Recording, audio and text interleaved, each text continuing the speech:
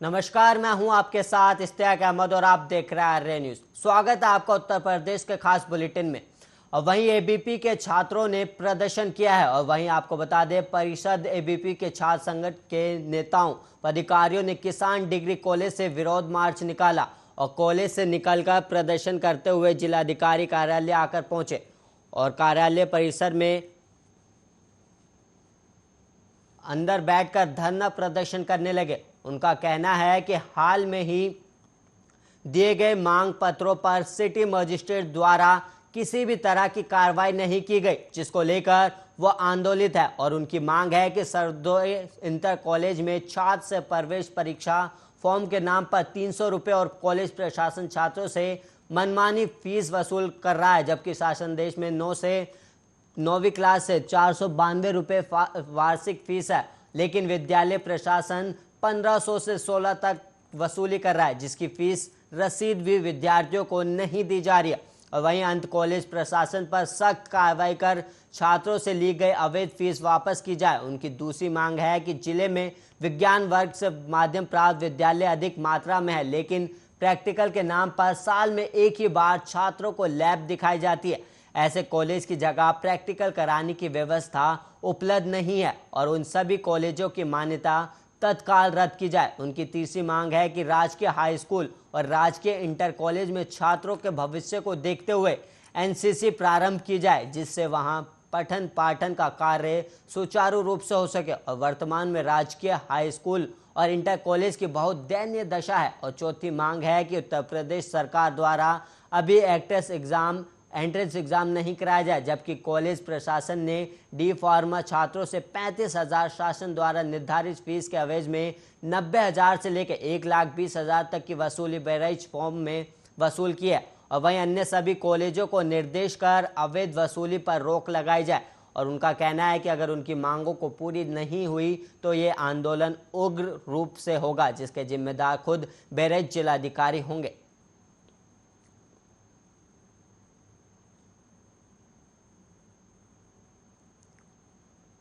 जैसा कि अखिल भारतीय विद्यार्थी परिषद छात्र हितों के लिए लगातार आंदोलन करती चली आ रही है। इसी संदर्भ में हम लोगों ने कई दिनों पहले सिटी मजिस्ट्रेट महोदय को जिले में व्याप्त शैक्षिक समस्याओं को लेकर के ज्ञापन दिया था। अभी तक उस पर कोई कार्रवाई नहीं की गई। आखिर क्यों नहीं की गई? सबसे बड़ा प्रश्न ये उठता है। इसमें सीधे सीधे सिटी मजिस्ट्रेट साहब की जवाबदेही बनती है। और आज हम लोग आए हैं जिलाधिकारी महोदय कार्यालय का घेराव किए हैं जिले में व्याप्त शैक्षिक समस्याओं को लेकर के। अभी हाल ही में सर्वोदय इंटर कॉलेज के द्वारा जो इंटर फाइनल का रिजल्ट जारी किया गया, उसमें मनचाहे छात्रों को, जो उनको करीबी थे, उनको हाईएस्ट नंबर देकर के उनको टॉप किया गया। और जो उनके करीबी नहीं थे, जो उनसे कोचिंग नहीं पढ़ते थे, उस कॉलेज कैंपस के शिक्षक से कोचिंग नहीं पढ़ते थे, उनको 60% से कम भी नंबर देकर के उनको ऐसे उनके साथ व्यवहार किया गया। ये कतई विद्यार्थी परिषद। और वहीं खबर अब जनपद एटा की है, जहां पर संदिग्ध परिस्थितियों में सिपाही के शव मिलने से पुलिस विभाग में हड़कंप मच गया है। और आपको बता दें कि आलम ये था कि सूचना मिलते ही जिला चिकित्सालय पर पुलिस के उच्च अधिकारियों का जमावड़ा लगने लगा। इसके अलावा आपको बता दें कि बुधवार को कचहरी रोड पर एक अज्ञात व्यक्ति का शव मिला और शव मिलने के बाद उसे पोस्टमार्टम के लिए भेजा। और वहीं आपको बता दें जिला चिकित्सालय पर लाया गया था और सूचना नगर कोतवाली को भी दी गई। और बावजूद बुधवार को अज्ञात शव की पहचान नहीं हो पाई थी। और ये मामला थाना कोतवाली नगर क्षेत्र के कचहरी रोड का है और सूचना संबंधित थाना पुलिस को दी गई, लेकिन रात तक शव की पहचान नहीं हो सकी थी। लेकिन गुरुवार सुबह युवक की पहचान आरसी विपिन कुमार गांव रामथोड़ा जिला बागपत के रूप में, जो कि जनपद की पुलिस लाइन में तैनात था। एसएसपी उदय शंकर सिंह ने सिपाही की मौत के मामले में दिए और जांच के आदेश भी दिए। और मौत का कारण पोस्टमार्टम के बाद सीसीटीवी और जांच के आधार पर करेंगे। और वहीं जिला अस्पताल में बने पोस्टमार्टम हाउस पर दिवंगत सिपाही को गार्ड ऑफ ऑनर दिया गया। और गार्ड ऑफ ऑनर के दौरान एडिशनल एसपी और ओपी सिंह और सीओ सिटी राजकुमार सिंह और कोतवाली नगर भी रहे। मौजूद दिवंगत सिपाही के पार्थिव शरीर को परिजनों को सौंपा गया और सिपाही का पार्थिव शरीर राजकीय सम्मान के बाद परिजनों को सौंपा गया।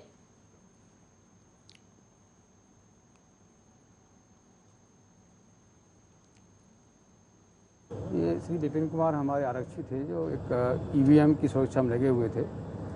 कल वो ड्यूटी पे नहीं पहुंचे थे और आज उनकी डेड बॉडी मोर्ची मिली थी, जिसमें उनका पोस्टमार्टम कराया गया है। और किन परिस्थितियों में मृत्यु हुई है इस संबंध में भी एसएसपी महोदय ने सीओ सिटी को जांच दी है। प्रथम दृष्टया पाया गया है कि ये कुछ सीसीटीवी फुटेज मिले हैं जिसमें देखा गया है कि ये शायद नशे में थे या बीमार थे और मार्केट में एक जगह जो है गिर पड़े थे, काफ़ी वहाँ पड़े रहे थे। बाद में उसको जिला अस्पताल पहुँचाया गया था जहाँ इलाज उनकी मृत्यु हो गई थी। पीएम हो गया, अभी पीएम रिपोर्ट हम देखे नहीं हैं और उसमें मृत्यु कारण क्या अभी स्पष्ट नहीं है। प्रथम से लग रहा है कि जैसे कि बीमार थे या कुछ बताया जा रहा है कि शायद कुछ खाया पी लिया था, तो क्या स्थिति है पीएम से क्लियर हो जाएगा, उसी के अनुसार। लखीमपुर खीरी के मितौली कोतवाली क्षेत्र के गांव हैदर नगर का एक मामला सामने आया, जहां पर एक पत्रकार के पिता राजेंद्र प्रसाद क्षेत्र पंचायत सदस्य पर गांव के ही पड़ोसी लोग राम अवतार, रजनीश, अंजीत, संतोष शाम के सामने चाकू से हमला कर दिया गया, जिसके बाद पीड़ित ने शोर मचाया। तब दो अभियुक्त मौके से फरार हो गए और जिसके बाद पत्रकार ने मितौली थाना प्रभारी को सूचना दी गई और मौके पर पुलिस फोर्स पहुंचकर दो अभियुक्तों को हिरासत में भी लिया गया और दो अभियुक्त भाग निकले दो अभियुक्तों ने जान से मारने की भी धमकी दी है, जिससे पीड़ित काफी डरा हुआ है और पुलिस से सुरक्षा की गुहार लगाई गई है और मामला जल्द से जल्द कार्रवाई करने की भी मांग की गई ताकि पीड़ित सुरक्षित रह सके।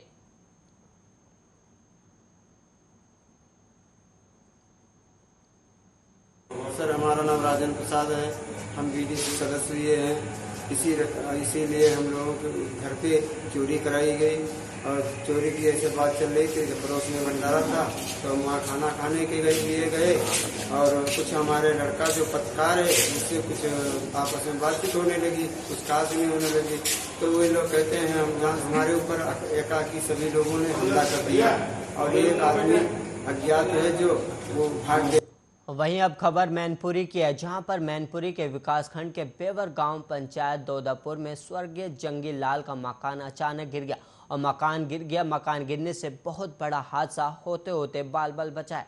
पूरा मामला विकासखंड बेवर के ग्राम पंचायत दोदापुर का है और आपको बता दें कि जंगी लाल की एक लड़की थी जिसका नाम प्रेमलता है और जंगी लाल का कोई लड़का नहीं है। प्रेमलता की शादी हो रखी है और वहीं प्रेमलता कई बार अपने पैतृक घर पर रहने आती रहती है और प्रेमलता अपने ससुराल भी गई हुई थी और जब ही ये हादसा हुआ, इस हादसे में प्रेमलता बाल बाल बच गई, लेकिन मकान में रखा हुआ सारा सामान पूरी तरह से तबाह हो गया है।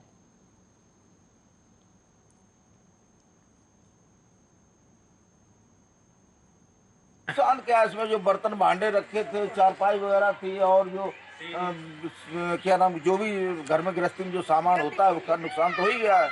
सबसे बड़ी बात ये है पत्रकार महोदय कि ये अच्छा ही रही कि यहाँ जान माल का कोई हादसा नहीं, जान माल को नुकसान नहीं। अगर मौके बाद में होते शायद जान माल का बहुत बड़ा हादसा होने की संभावना क्या, हादसा हो ही जाना था, बच गया। ये तो किसी को कोई चोट वोट तो नहीं आई? नहीं, चोट वोट फिलहाल तो किसी की नहीं आई है, लेकिन अगर शायद ये घंटे 2 घंटे बाद गिरता तो जो यहाँ पे अगल बगल में श्री कृष्णलाल जी रहते हैं, उनके जानवर बनते अगल बगल में, उसका नुकसान हो सकता था, उनके ऊपर गिर जाती, वो उनके साथ कोई बहुत बड़ा हादसा होते होते बच गया। आपका क्या नाम है? और नाम साहब सिंह है। आप कौन हो? मैं यहाँ का प्रधानपति।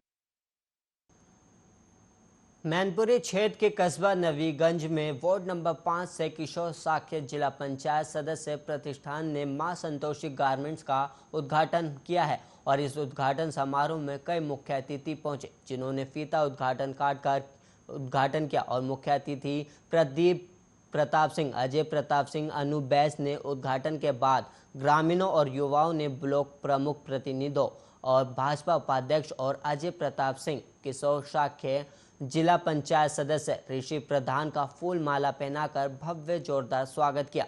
आचार्य रघुनंदन में विधि विधान से हवन पूजा कर मां सरस्वती की वंदना की और पूजा अर्चना के बाद सभी को प्रसाद वितरण किया गया। मां संतोषी गारमेंट्स के संचालक जिला पंचायत सदस्य किशोर साके ने आए हुए लोगों का आभार भी व्यक्त किया।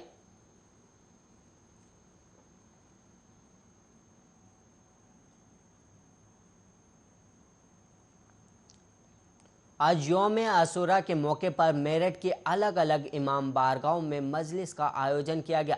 सुबह अमल ए आशूरा के बाद शहर और देहात की इमाम बारगाहों में मजलिस का आयोजन हुआ और सोगवारों ने इमाम बारगाहों के अंदर ही ताजिया और ताबूत उठाकर इमाम हुसैन अलैहिस्सलाम और शुहदाए करबला को श्रद्धांजलि अर्पित किया। वहीं आपको बता दें कि मेरठ की बड़ी करबला मनसबिया में अजादारों ने मजलिस के बाद जरी और आलम की जियारत की। इमाम बारगाह पंजे तनी और जैदी सोसाइटी और दरबार हुसैनी जैदी फर्म में सोगवारों ने इमाम हुसैन अलैहिस्सलाम और शुहदा करबला को याद में मजलिस और मातम का आयोजन किया गया। नमाज जोहर के बाद इमाम बारगाहों में फाका शिकानी का इंतज़ाम भी किया गया।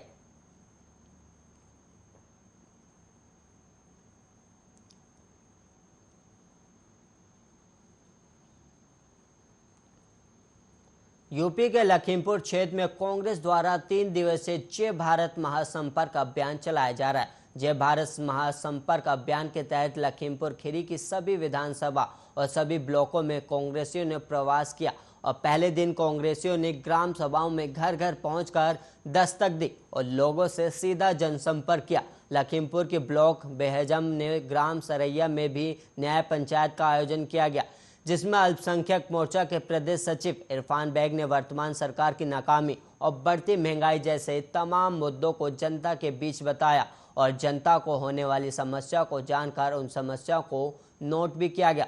और वहीं आपको बता दें कि जय भारत महासंपर्क अभियान के तहत कांग्रेस पार्टी भारत के 75वें स्वतंत्रता दिवस 75,000 कार्यकर्ताओं के साथ 75 घंटे विधानसभाओं में प्रवास कर 90 लाख लोगों से सीधा संपर्क करेगी।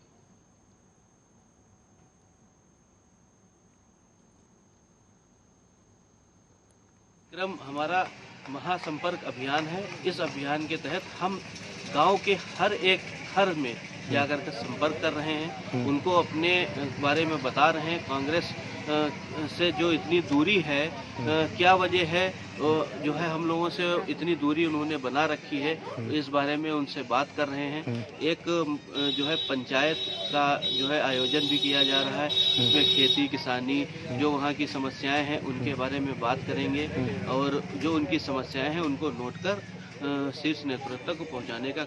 मेरठ जिले के किला परीक्षितगढ़ थाना क्षेत्र के पसवाड़ा गांव में एक 45 वर्षीय महिला की गला रेत कर हत्या कर दी गई। महिला अपने पशुओं के लिए जंगल से चारा लेने गई थी। इस दौरान उसका गला रेत कर हत्या कर दी गई और शव मिलने से परिवार वालों में हड़कंप मच गया और सूचना पर पहुंची पुलिस ने शव को पोस्टमार्टम के लिए भेजकर जांच शुरू कर दिया। और जानकारी के अनुसार किला परीक्षितगढ़ थाना क्षेत्र के पसवाड़ा गांव में महेंद्र सिंह गांव घूमकर मोची का कार्य करता है और गुरुवार को नज़दीकी गांव मूवी में कार्य करने के लिए गया हुआ था और उसकी पत्नी लखीमरी उम्र करीब 45 वर्ष पशुओं का चारा लेने के लिए गई हुई थी और शाम 5 बजे बाद महेंद्र जब मजदूरी कर जब वापस लौटा तो पत्नी को घर न मिलने पर अपने बच्चों से उनकी मां के बारे में पूछा और बच्चों ने बताया कि मां पशुओं का चारा लेने गई हुई थी, लेकिन अभी तक वापस नहीं हुई। काफ़ी देर तक जब घर नहीं आई तो खोजबीन शुरू की गई। देर शाम से महिला का पति और उसके बच्चे और पड़ोसी आसपास खेतों में तलाश करने लगे, लेकिन महिला का कोई सुराग नहीं मिला और करीब रात 9 बजे मंदिर के लाउड स्पीकर से महिला की तलाश करने के लिए लोगों को एकत्रित होने की बात कही, जिस पर सैकड़ों ग्रामीणों ने मिलकर आसपास के खेतों में महिला को तलाश करने लगे। इस दौरान जैसे ही वो गांव के ही चरखा शर्मा के एक खेत के पास पहुंचे तो महिला का गर्दन रेतता हुआ शव पड़ा मिला। मौके की मौत की खबर मिलने पर परिजनों में कोहराम मच गया और पीड़ित पति ने घटना की जानकारी पुलिस को दी। महिला का गला रेत कर हत्या करने की सूचना थाने पुलिस में दी गई और आनन फानन में पुलिस घटनास्थल पर पहुंची और मामले की जानकारी लेते हुए आसपास के खेतों में छानबीन की, लेकिन कोई सुराग नहीं मिला। पुलिस ने महिला के शव का पंचनामा भर पोस्टमार्टम के लिए भेजकर जांच में जुटी हुई है।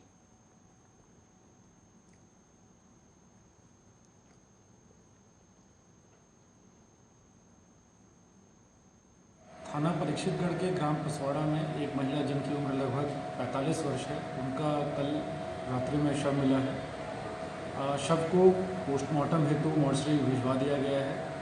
परिवारजनों द्वारा दी गई तहरीर पर सुसंगत धाराओं में मुकदमा पंजीकृत कर लिया गया है। अग्रिम अब खबर बुलंदशहर से है, जहां पर बुलंदशहर से दिल दहलाने वाली घटना सामने आई है, जहां पर एक मां ने अपनी मासूम बेटी की हत्या कर दी। 7 महीने की मासूम बेटी की हत्या करके 2 बच्चों की मां अपने प्रेमी संग फरार हो गई। 7 महीने की बेटी का गला दबाकर बेटे को प्रेमी के साथ लेकर मां फरार हो गई और महिला के पति ने आरोप अपनी पत्नी पर लगाया है। पुलिस मामले की जांच में जुटी हुई है और वहीं आपको बता दें कि रात से ही मां गायब है। पुलिस ने शव को कब्जे में लेकर पोस्टमार्टम के लिए भेज दिया है। पोस्टमार्टम के बाद आगे की कार्रवाई की जाएगी। बुलंदशहर के थाना सियाना कोतवाली क्षेत्र के नंदपुरी का ये मामला है।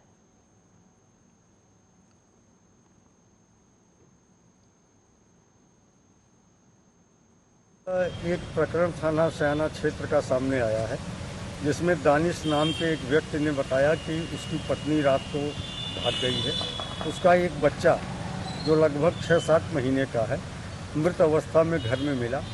आरोप उसका यह है कि संभवतः पत्नी ने ही उस बच्चे को मार के अपने प्रेमी के साथ पलायन कर गई है। फिलहाल बच्चे के शरीर पर चोट के कोई निशान नहीं है।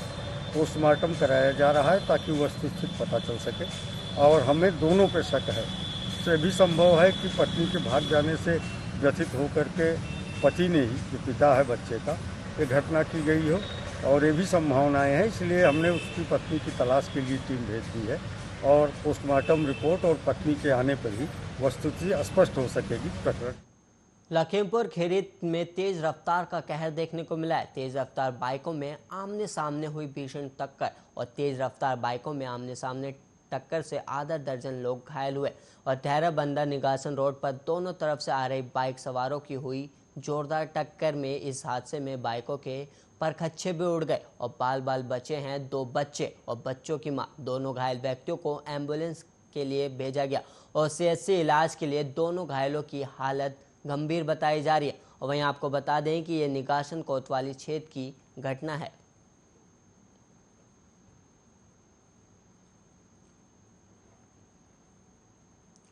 लखीमपुर खीरी में पुलिस एक्शन मोड में नजर आ रही है, जिसके चलते अवैध शराब के कारोबारियों में हड़कंप मचा हुआ है। और वहीं आपको बता दें कि जिला आबकारी अधिकारी ने भेस बदलकर शराब की दुकान पर छापा मारा और शराब में पानी मिलाकर बेचते दुकानदार को रंगे हाथ पकड़ लिया गया। दरअसल सीलबंद बोतलों में कॉर्क ओपन के जरिए शराब की बोतलों को खोलकर पानी मिलाया जा रहा था। पूरा मामला गसियारी मंडी की देशी शराब की दुकान का है, जहां मोटरसाइकिल से चुपचाप पहुंचे जिला आबकारी अधिकारी कुलदीप दिनकर दुकान में पहुंचे और दुकान को सीज किया गया है।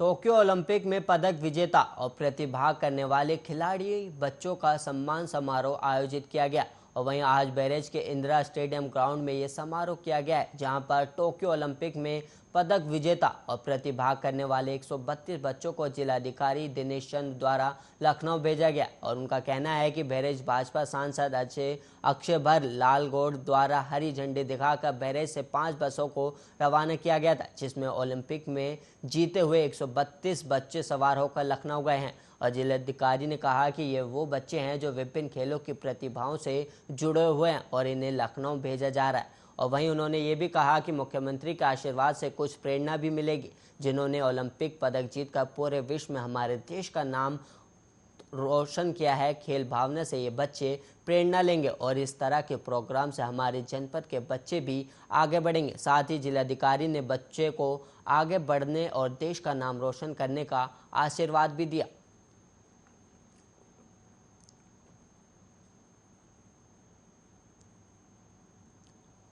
पूरे सांसद जी की गरिमामयी उपस्थिति में 125 बच्चों को जो विभिन्न प्रतिभाओं से, विभिन्न खेल की प्रतिभाओं से जुड़े हुए हैं, उनको लखनऊ भेजा जा रहा है और माननीय मुख्यमंत्री जी के आशीर्वाद से इन बच्चों को कुछ प्रेरणा मिलेगी। जिन लोगों ने ओलंपिक मेडल जीता है और हमारे देश का नाम पूरे विश्व में गौरवान्वित किया है, उनकी खेल भावना से ये लोग बच्चे प्रेरणा लेंगे और मुझे उम्मीद है कि ऐसे कार्यक्रम से प्रेरणा के माध्यम से हमारे जनपद के बच्चे आगे बढ़ेंगे। ऐसी मेरी सोच है और मेरी शुभकामनाएं हैं सभी बच्चों को कि ये आगे बढ़ें और अपने जनपद बहराइच के साथ साथ पूरे राष्ट्र का मैनपुरी में एक बच्चे के कारण इलाके में सनसनी का माहौल है। और वहीं आपको बता दें कि ओंछा क्षेत्र के ग्राम नगला सलेही निवासी प्रमोद कुमार श्रीवास्तव का बेटा रोहित कुमार 13 साल की उम्र में गांव के पास कानपुर ब्रांच की नहर में नहाते वक्त डूब गया था। रोहित की मृत्यु के 8 साल बाद पास के गांव नगला से एक बच्चा चंद्रवीर उर्फ छोटू प्रमोद कुमार के घर आया और अपने माता पिता और बहन से मिलकर पूर्व जन्म की बातें बताने लगा। लड़के द्वारा पुनर्जन्म की बात को सुनकर गांव के लोग इकट्ठा हो गए और पुनर्जन्म से संबंधित बातें पूछने लगे। इसी दौरान पूर्व माध्यमिक विद्यालय के प्रिंसिपल भीड़ देखकर प्रमोद के घर पर रुके तो लड़के ने उनके पैर छूकर उनका नाम लिया और साथ ही बच्चे ने कई चौंका देने वाली बातें भी बताई, जिसके बाद गांव में सभी लोग हैरान हैं।